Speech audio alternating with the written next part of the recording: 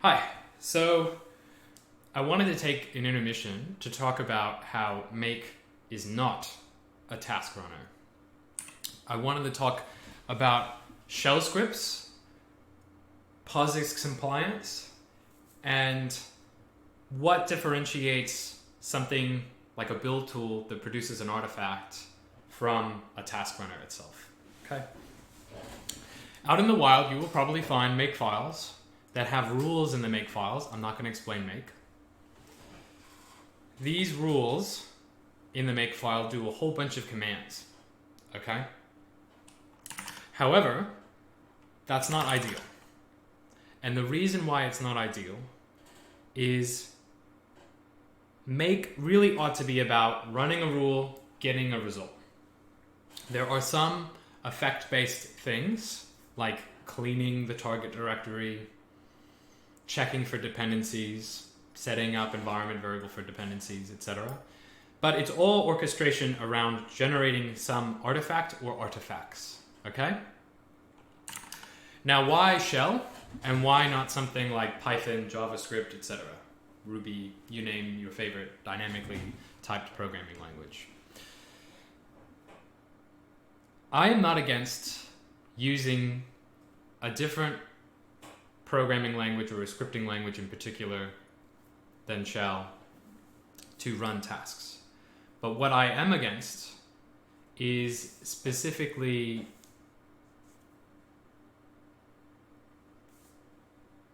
the complication with dependencies. Now, when you have a Docker image, for example, that maybe some task is going to run in or whatever, an operating system has a package manager, such as Linux.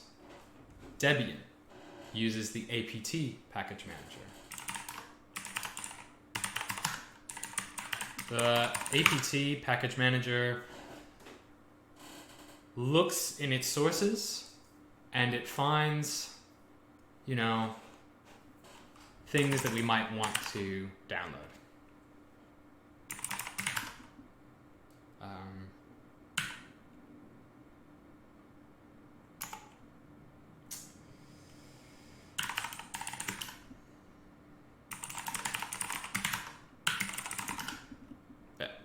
Ncurses, everything that's got ncurses mentioned in it, right? So in a way, apt, or an operating system's package manager, is kind of similar to yarn or npm or pypy or whatever. And the reason for this is there are things that we need sometimes in our execution environment to be able to run stuff. So this is, I need curl to shell out to. I need wget. I need maybe some stuff with central authority certificates, or perhaps I need some dynamically linked library like OpenSSL. Okay, apt or similar. Red Hat has RPM. Arch Linux has their thing. Many different distributions of Linux, as well as different types of Unixes, such as FreeBSD and etc., have their variants of how this should work. For example, in FreeBSD, what often happens is you just get direct source trees, right? And then things just build. And although it might take a bit longer, it gives you way more flexibility. But apt, for example, is a lot faster because you just get sort of this packaged up thing that you can just blurt out, right? Okay. I tend to like to have a scripts or a bin directory of some sort on my repositories. And in the last video, we wrote this multi-line bit. What this did was it mentioned a bunch of commands and it subbed them in. Okay? There is a problem here, which is I don't know how these substitutions are going to occur when I turn this into a script. So we're going to do a bit of work on that. So I'm guessing this is a proper environment variable expansion. So that should work. This, on the other hand, might not. And that's because it's doing these double curly brackets to reach into a variable, okay? We can make this work though. So what we're gonna do is, we've made a directory called bin. We are going to open a file called bin publish. Yeah, it's called publish. And we're going to use the POSIX shell sh, okay? With these kind of cryptic arguments to it, and I'll explain. So this is going to be a very quick primer to POSIX shell as a task runner, so that hopefully you will get off using makefiles forever. And if you want to use something with a bit more programmatic power like Python or JavaScript, by all means, go ahead, because shell is terrible for sort of, you know, manipulating strings and doing all that other crazy stuff. Excuse me? But a lot of times the beauty of shell scripts for this sort of stuff, especially in CIs, is that they're just running commands. Okay? So let's go back here and let's copy these commands and let's bring them in here. So I'm gonna set the file type here in bin to shell. Now, why sh and why not bash or something else? Sorry, that was my speaker. The reason for sh is really, really rigorously POSIX compliant. Bash and ZSH, they do POSIX compliance, yes, but they kind of bend the rules a bit in some places. And the reason for this is hardcore POSIX compliance is a straitjacket. You don't get a lot of crazy cool features if you are really, really POSIX compliant. So, for example, in ZSH, actually there's a great website called Hyperpolyglot that I enjoy for various reasons. Shell. Oops. Misspelled shell, but it still brought me to the right place. It's got these awesome comparison charts as well as like little mini tutorials. And here you'll see command line interpreters, POSIX shell, command sh exe, and PowerShell. So POSIX shell is any POSIX compliant shell, but sh would be the most POSIX compliant shell that we can talk about. Now they use dash here, which is actually, it's Ubuntu's thing, I think. Generally it links back to sh, actually, dash. Where does dash come from? Let's just ask a quick question. Linux man page is dash.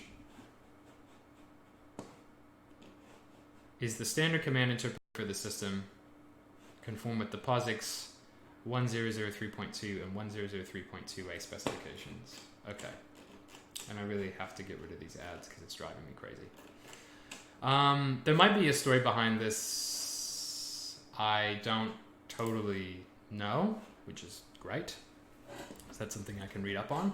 But in general, I use sh for my scripts. And having POSIX compliance means any Unix compliant operating system. So this would be like, I can take this script, and as long as I'm adhering to POSIX compliance, I can transfer that script from Debian over to Ubuntu, over to even FreeBSD, as long as I'm not using really specific stuff. Like if I do this inside of a script, right, that will only work on APT related distributions, Debian-based distributions. If I did something like, you know, Red Hat's thing is Yum, or I don't know what the AUR, the Arch package repository is using nowadays. It used to be one called Yaourt. Yet another, I don't know what the U is, repository. Those specific things are fine to jam in if you know that that's what's going to happen. But in this case, there's always some implicit kind of present thing. What is nice about, to take a segue, shell scripts is that we can clean up steps in our specifications for our CI pipelines into things like this.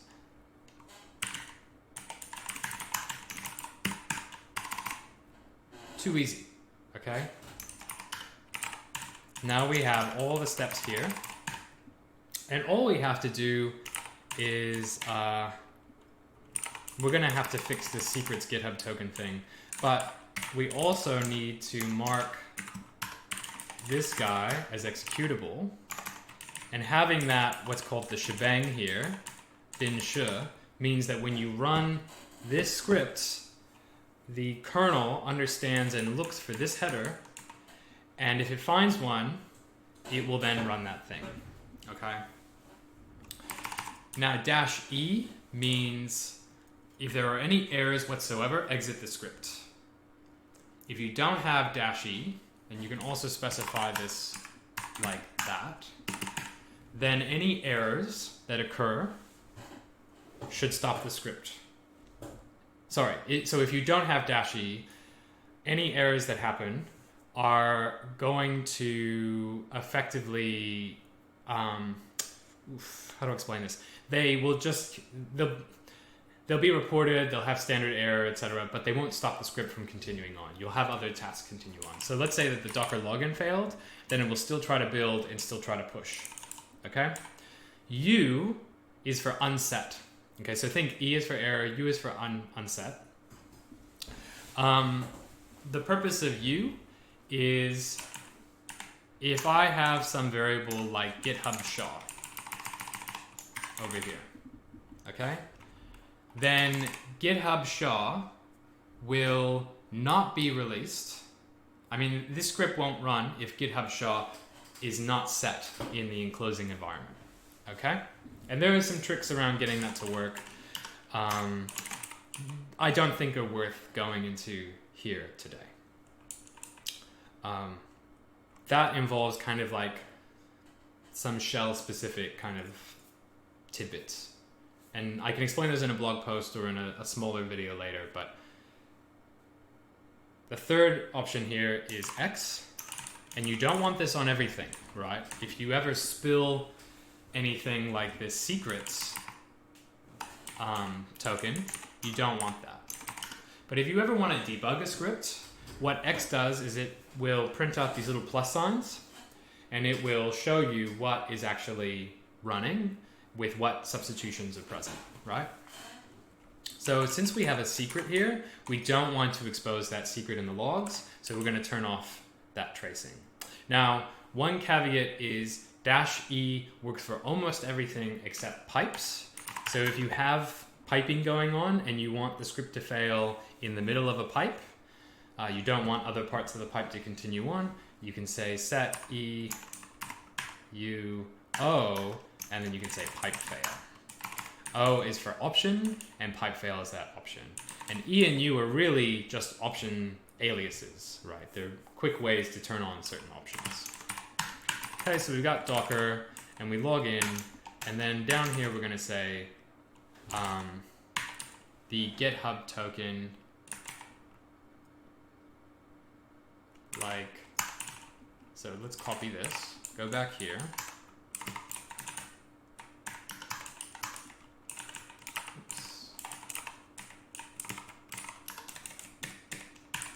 We're going to take this guy, and we're going to turn this guy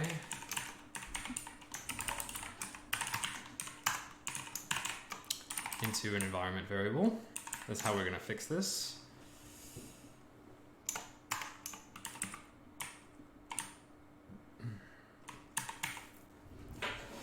And so this will be passed along to the script. Okay, now this might be a little problematic because it might reveal certain information.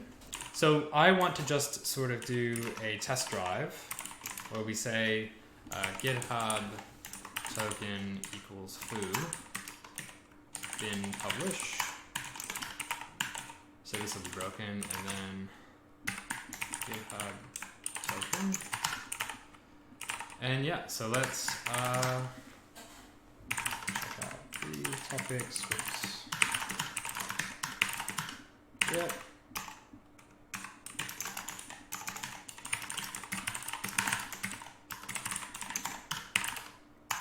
My bad.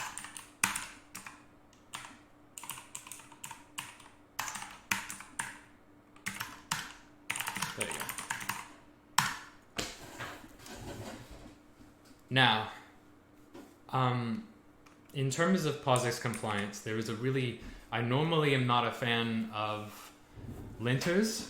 It just depends. Like, I find using them every now and again, but one that I've found to be incredibly not only useful but educational is this one called shell check. And the way that shell check works is it will check for things like what command interpreter are you using, right? Sure. Are you using sure with as opposed to bash, right? So like if you have bash on, maybe it'll accept certain features over other ones that you're using in the script. If you're using sure and you have shell check, then what's actually kind of cool about this is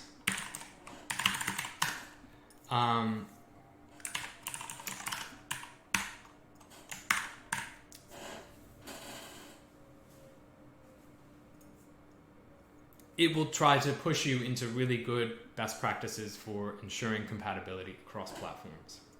Okay, so I've just installed shell check, and I have NeoMake running in Vim, which basically will run and then annotate lines with failures from shell check.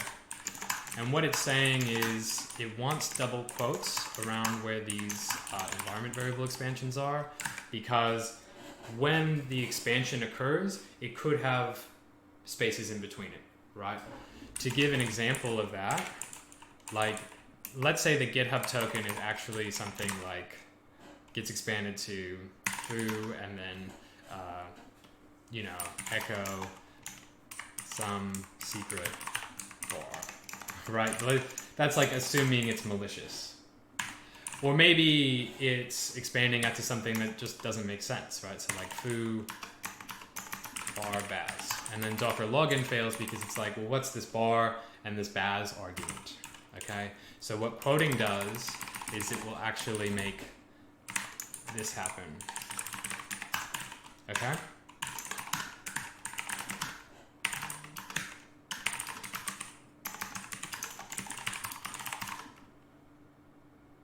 Double quote.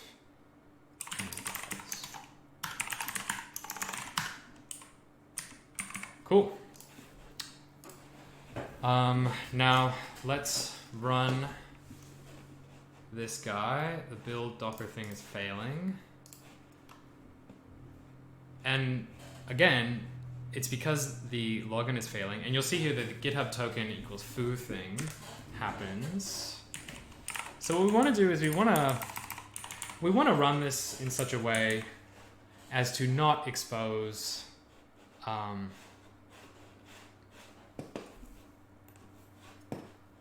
any secrets. And I want to see what happens to the lines, right? CI.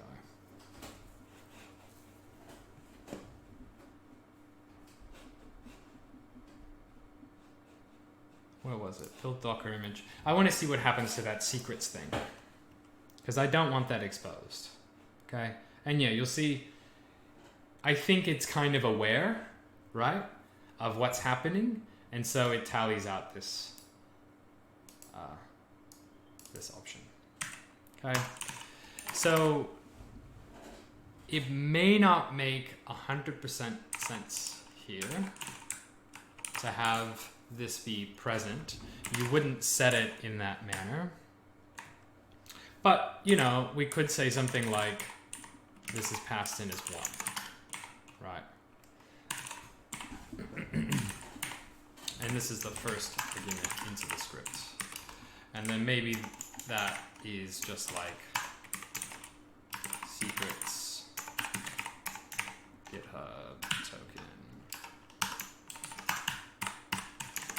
There.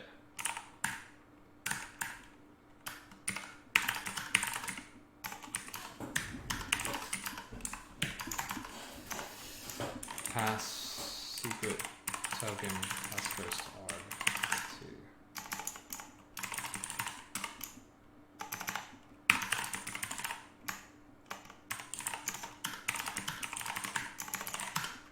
Okay. Now the purpose of that is we know when we do that expansion like this here to any command, it will do this little triple asterisk thing. And this guy, let's go look.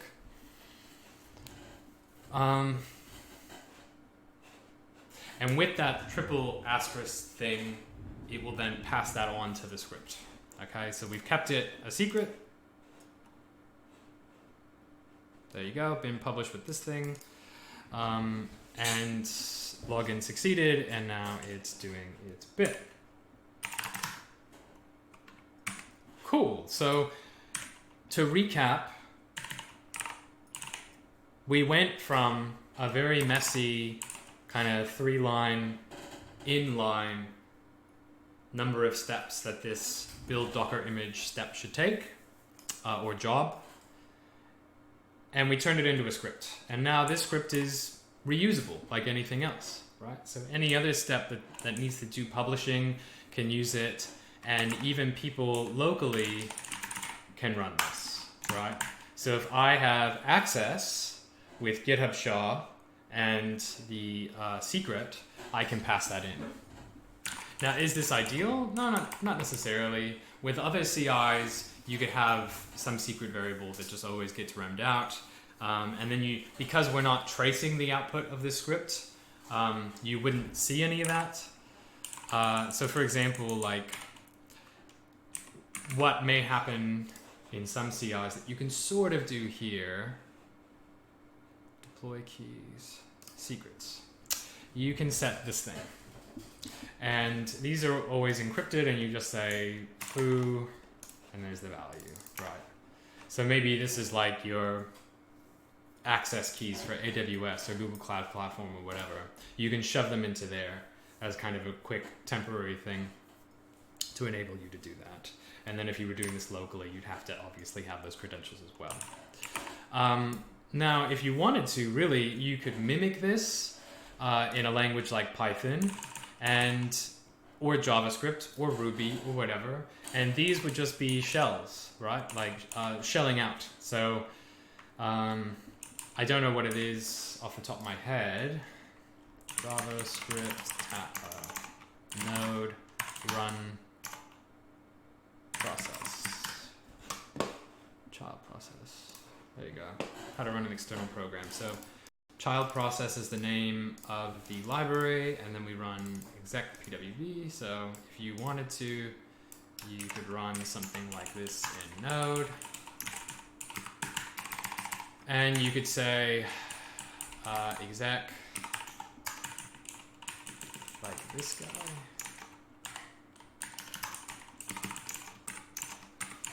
Right. And I don't know what happens with, now you're starting to get into this place where like, I don't know what happens with variable expansions and stuff. You're gonna have to start thinking about, okay, well,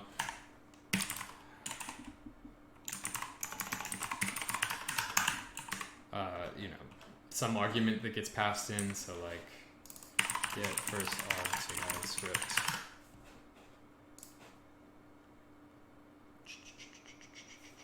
Console log process argv. Yeah, so like process argv1. Very dangerous access, right?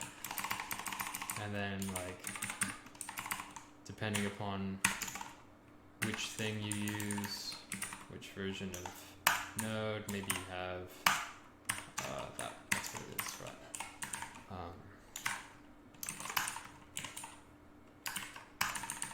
Template strings, and then here you've got this function callback that has the error and the stood out and the stood error, and then maybe just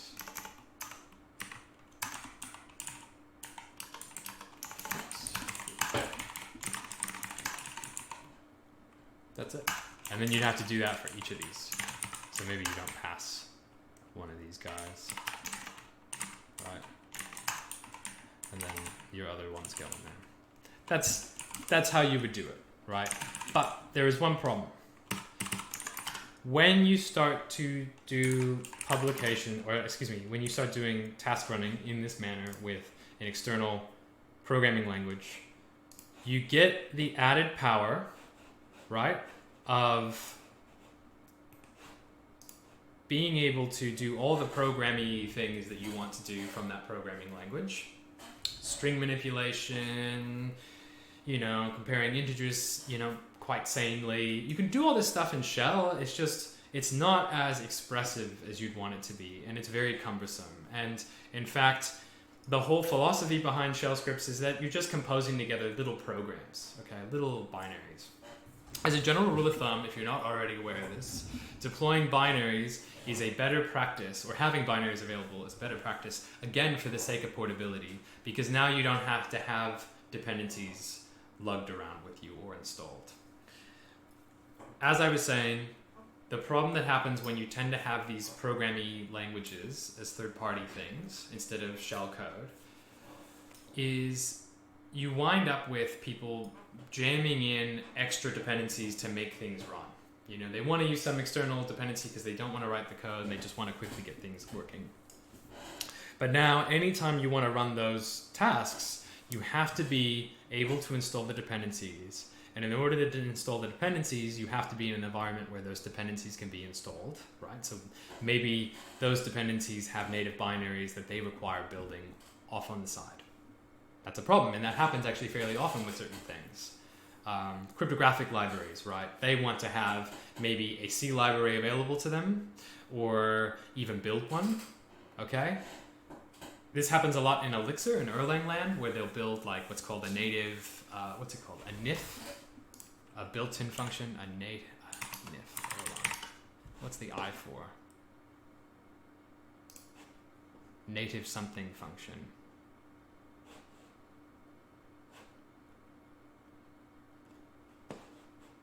The point of these is that they will build C code or C-like code off on the side, right? They'll run a make task and they'll build this thing, and that will produce maybe some, you know, library, like a dynamically linked library like .so, and then other things can call into that dynamically linked library to get functionality out of it, or, you know, in the case of like OpenSSL, that always has to have certain environment present libraries. So if you install curl, you're very likely to get OpenSSL out of the deal from the APT or Yum or whatever, because it has to have that generally to run.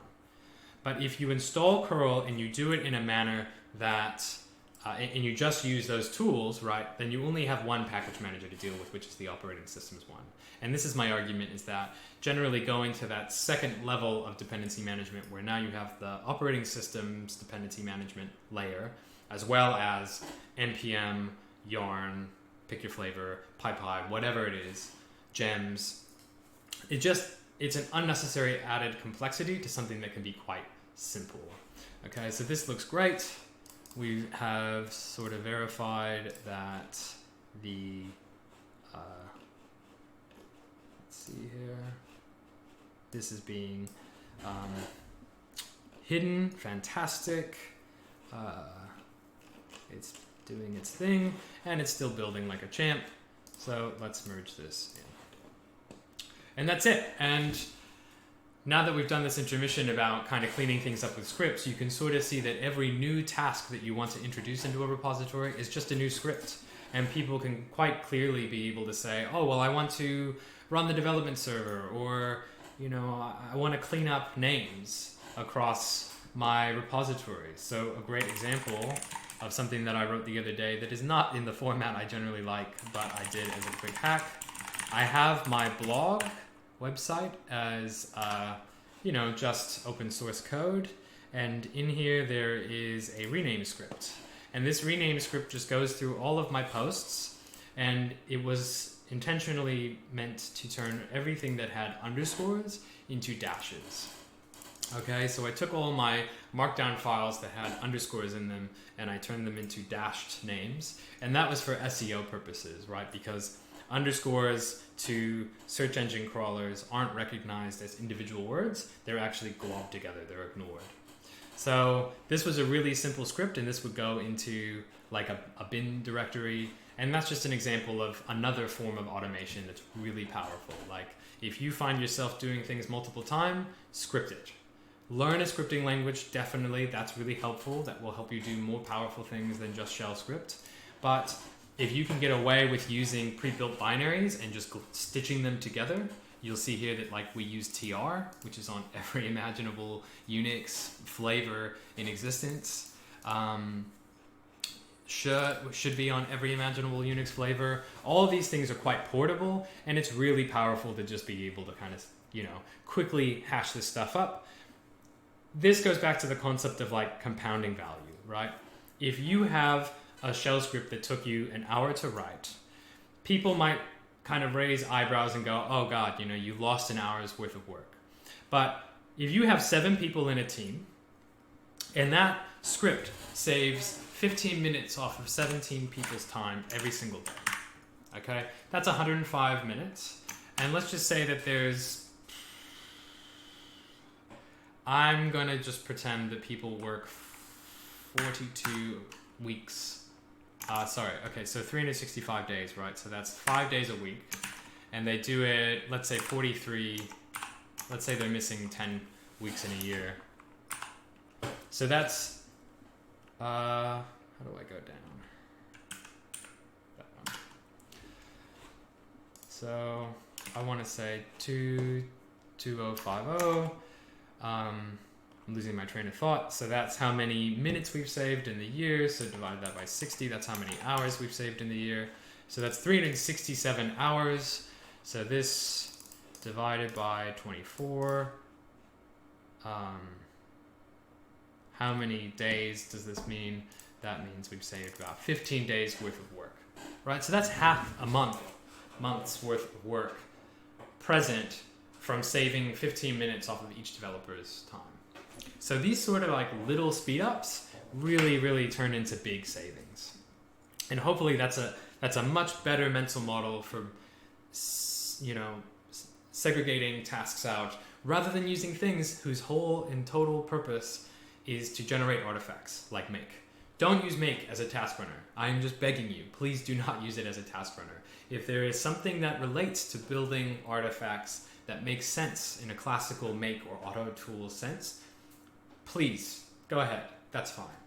But nowadays, it has outgrown that purpose and people overload it too much, okay? So go forth and, shave time off people's day by building nice scripts and cleaning up your specification YAML. And then in the next video, we'll talk about deployments. So that'll be pretty cool. See you then.